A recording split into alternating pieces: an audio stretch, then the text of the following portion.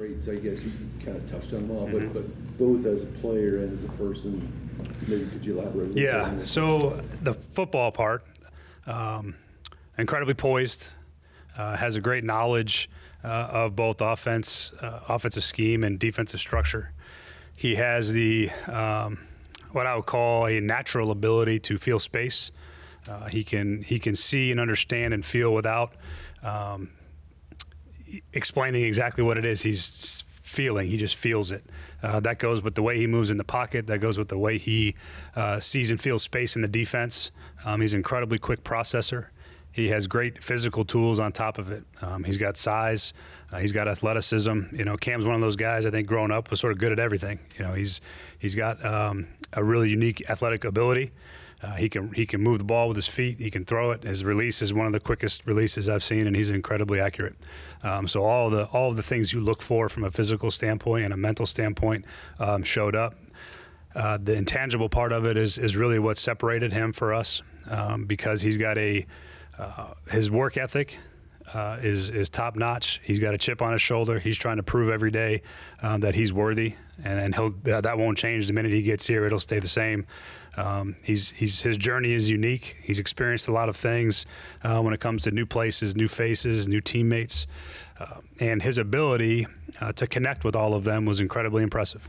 And I think that when you look at players that have done those things over time, their chances of connecting in an NFL locker room, you just get to see so much more of it, and their ability to raise the level of play, to raise the organization around him. Cam has done that at really every place he's been over his college career. And then you just look at how he was raised, the family he comes from. His parents are incredibly impressive people. They raised him in what you'd like to call the right way, I think. And that shows up. It shows up in how he treats people, shows up in how he interacts with people. When he came on his 30 visit here, he interacted with our building, and there wasn't a person in our building that didn't come away impressed.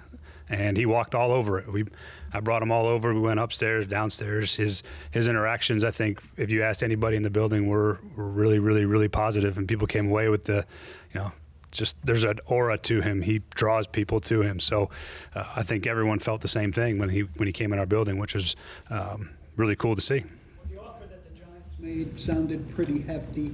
When did that come along the timeline, and was there a temptation at that time? Yeah, I think we went through the process the correct way. You know, we considered all things available to us.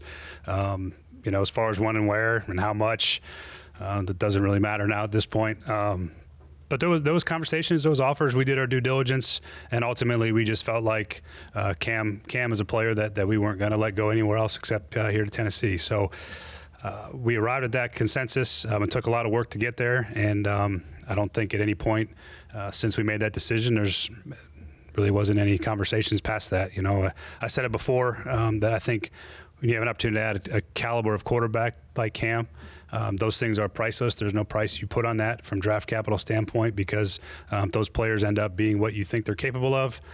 Those picks don't matter when it comes to future picks and draft capital, because he's got the ability to be a really fantastic quarterback. What does an offense built around Cam look like, and how does that differ from what Titans fans saw last year? We'll get into that, as we get moving. But there's some things that he did in college that he was really successful at. There's some plays that we have some commonalities on. I think if you dive into the film, you'll see it. There's definitely some carryover concepts. Cam is a pocket passing drop back quarterback. I mean, he's got all of the things that you need to do those, to run those concepts, to see the field, to read through progressions. So there's some carryover from some things that we do and he's done. We'll make sure that all of the offense that we put in is the things that he's comfortable with, and that's the idea.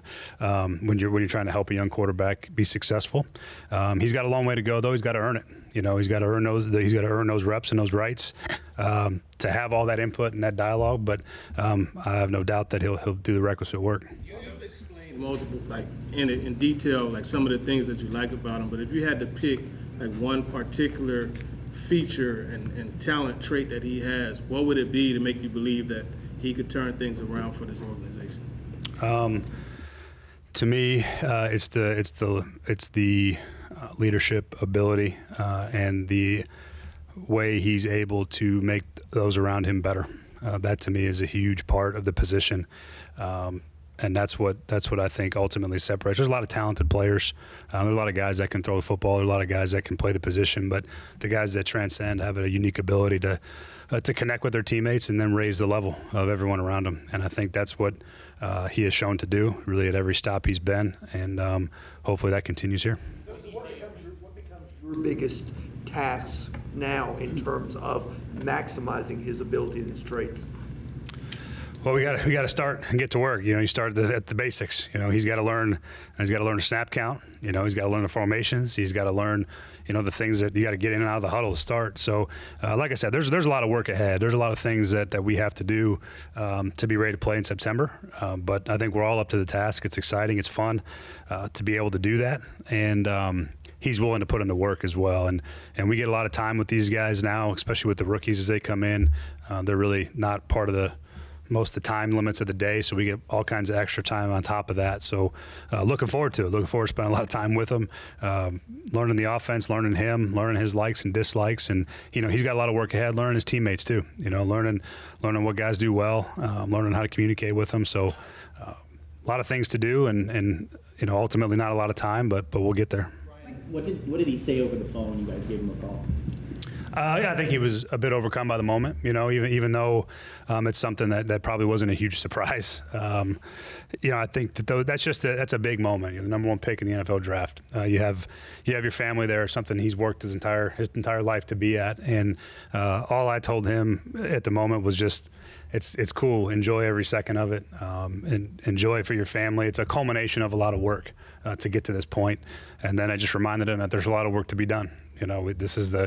This is the kind of ending of one journey and the beginning of another, and we got a lot of things to get done.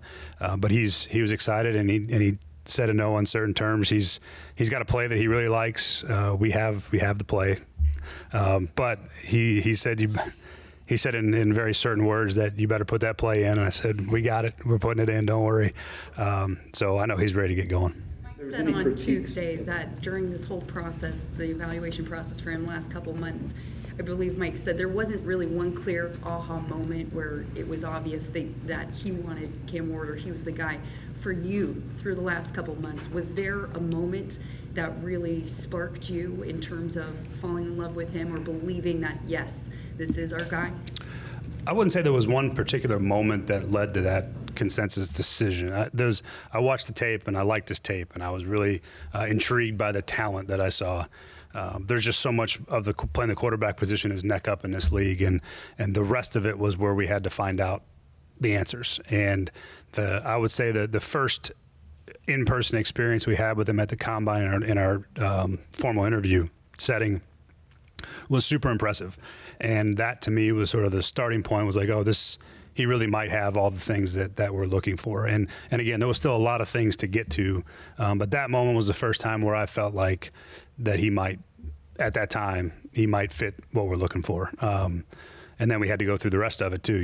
It was only a 15-ish minute conversation, but you could just tell right away that there was just something about him that made me confident that if we kept uncovering the things we need to uncover, that the answers would be what we were looking for. Those traits that you listed with respect to Cam Ward, how much does that correlate over to Joe Burrow and your experience with him in Cincinnati? Yeah, it's hard to compare players like that. I think comparing those guys as players is challenging because they're just in such different places in their careers. There is some commonalities in terms of what you look for in a quarterback, and those are all things I think that you could argue that Joe's got plenty of those too.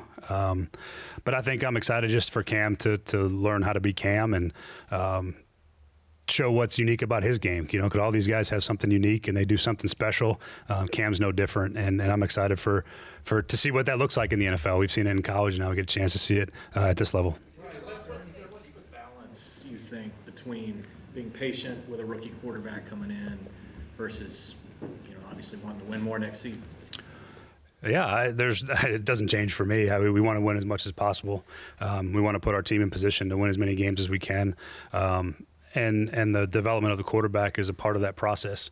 And you want to be able to put him in position to have success as well. with what you ask him to do, with how you help him around him, how you play defense, how you run the football, how you protect him. Those are all things that you're focused on. Is you want to put him in his best possible situations to be successful early, and that usually translates into helping you win games on top of it. So. I don't know if that's the best way to answer the question, but I just think that you never sacrificing, really one for the other. You're trying to do both at the same time. Is the plan to start him right away? We'll see. We don't need to worry about that till September. I think he's got a lot of work to do, and we're going to do the requisite work. But I don't think we need to get into naming starters and talking about all that. He's got his work ahead of him, and we'll name starters in September. Any critiques of Cam? It usually centers around risk-taking or maybe playing the hero ball from time to time. Did you see any evidence of that, or what was your kind of take on those potential critiques? Yeah, I think anytime you have quarterbacks that have talent, that have the ability to make those types of plays, they tend to try to make them. And they're confident in their ability to do it. And most of the time, and the guys that I've been around that put those types of plays out there is they're going to make a whole lot more of them than they miss. And that's the mentality you want to have. And I think that he's got that mentality. He's got the talent to do it. There's definitely things where if you asked him, there's a couple of throws where you're like, that probably wasn't the best idea. And he'd go, yeah, you're probably right. And that's okay. That's part of maturing and growing in the game. And you learn how to play quarterback at the NFL level, there is a balance to that. There's a time to be efficient, a time to take completions, a time to throw the ball away. And there's also a time to let your talent take over, and then all the things that God gave you, allowed to put it on display. And I think that he understands that, which is the part that I think is the most encouraging for me, is that all the things that he did, any throws that he made that you would argue were hero ball throws, he had a very good reason for why he did it, and also was aware that if it was one that was in the bad spot and he shouldn't have made that particular throw, he was aware that I probably shouldn't have done that there. And I think that's half the battle with those things. As a coach, how do you go about balancing that? Was it? She's the last question. Okay. Mike's right behind you. As a coach, how do you go about balancing that, where you want him to make those plays, but you also don't want him to take those risks and put the ball in harm's way? Yeah, you try to teach it and coach it, as much as you can. And a lot of it doesn't come up until you start playing games. Practice to me is a time and a place to experiment and to try those throws and to see what you can get away with. I've always felt that way with quarterbacks. They're allowed to be aggressive and find out what you can get away with and versus what coverage is. So you don't really know until games, when those things start to happen. And I think he's got the requisite awareness and intelligence to understand, when and where it's time to play the game the right way, and then when you need to make a big play. And he's going to make a whole lot more big ones than he is going to be bad ones. But the truth of it is there'll be moments where probably there is a bad play in there. He's going to be a young player as a rookie quarterback, and it's not going to be perfect. And we're not looking for it to be perfect. But I think he's got the intelligence and the ability to learn from all those things too. Thank you. All right, thank you. And what do you say? So obviously we put the pick in tonight, drafted Cam. We said we wanted to go through the entire process here, with Cam, and we did that. I'll tell you that, when I first got here, I had watched Cam in the past a little bit, but really haven't studied him a ton. So the first thing that when I came in here was to really watch all the quarterbacks. And I wanted to do it separately with Brian, myself, Chad, the rest of the staff, Reggie, Dave. So that was kind of the process we went through. We watched, every game, that he played it at Miami, Washington State, went back to Incarnate Word. And then we kind of got together and talked about it. So that was the first part of the process. We really started to come together. And I tell you, really before the combine, we made a decision, if we go through the rest of it, we really never met him before, to go through the process and talking with him and how impressed we were with him, just a person, the football intelligence of the person. You could feel, the competitive edge when you talk with them. You can feel the confidence. It's not cocky or arrogant, but there's a confidence there that you need to have as a player and a quarterback. So we went through the combine, his pro day, private workout, got to meet his family. He comes from a great family, great support system. And so, we pretty much had all the answers, answered, all the questions answered, probably a couple of weeks, probably 3 weeks up to the draft where we felt comfortable and we made that decision. Amy making that trip is pretty unprecedented. What was her degree of interaction with him? What was the back and forth between you and her after that? So it just happened to be the owners' meetings down in Florida that week. And, we had it scheduled for that Friday, I believe it was, before the owners' meetings. And, Amy joined us during that time at the, at his private workout. And, she got to talk with him, meet with him. He's from the same area down in Houston. So they had a lot of, common things to talk about. And then, just meeting his parents and she got to see him work out and talk with them. And, we felt great, and she felt great coming away from that workout. Do you think, Mike, that Cam would have been the best quarterback in a lot of different drafts you've been a part of in the past? Yes, I think that the talent was there. I think the one thing that stood out to me when I first started watching him is he had, a lot of quarterbacks have, great arm talent, coming out. But the one thing that stood out to me was really just his instincts and his processing ability, the spatial awareness that he has on the field, his pocket awareness. Now, there's things that he has to improve, just like any other young quarterback. But those are the things that really jumped out to me that I thought, this kid has a chance to be special. And then just going, like I said, going through the process and getting to meet him. And, he's very smart. He's intelligent. At that first meeting at the Combine, we had a pretty good idea where we're going. Mike, how seriously did you consider some of the trade offers that you got for number one? I did want to listen because I think you have to do your due diligence and listen. And I did that. But, I think we came to a decision that, we weren't going to move off that pick and we wanted Cam. What made you so convinced? I mean, the reports of the conversation was pretty high. What made you so convinced that you should pass that up and have him be the guy that you... Well, I just think if you identify a franchise quarterback, there's really not a price that you can pay for that, in my mind. Like I always said, that's the most important position on all of sports. And, if you come to a consensus, and we did, that he has the potential to be that, like I said, he's a young quarterback and he still has a lot of things to work on. But I think the intangibles with him, his work ethic, his want to become better, we felt comfortable with that. Did those trade offers come before or after the 3-week period where you said, before the draft, where you said you guys had made your mind up? They came before, yeah, and after, but it was multiple times we had some offers. I don't want to go into specifics of the teams and what the offers were, but we were approached multiple times for that pick. How many different teams? I don't want to go into the specifics on the teams or anything like that, but just like we had offers. It's no secret that when a GM picks a quarterback, they're almost always connected. Just kind of how convicted were you in connecting yourself to this quarterback, and I guess starting the clock on the window of you have the rookie quarterback, it's time to build? Yeah, well, I don't think you do it unless you're convicted, and I felt like I was convicted. Was he the number one player on the board? He was. Yep. You hear the comparisons with Patrick, obviously a player you know pretty well. Mm-hmm. I know that's not exactly fair to compare him to someone like that, but, Yeah. but do you put any stock in that? Some of the things I mentioned about instincts and spatial awareness when we studied Patrick coming out, I thought Cam showed that. Now he's got a long way to become Patrick Mahomes, future Hall of Fame, with 3 Super Bowls right now.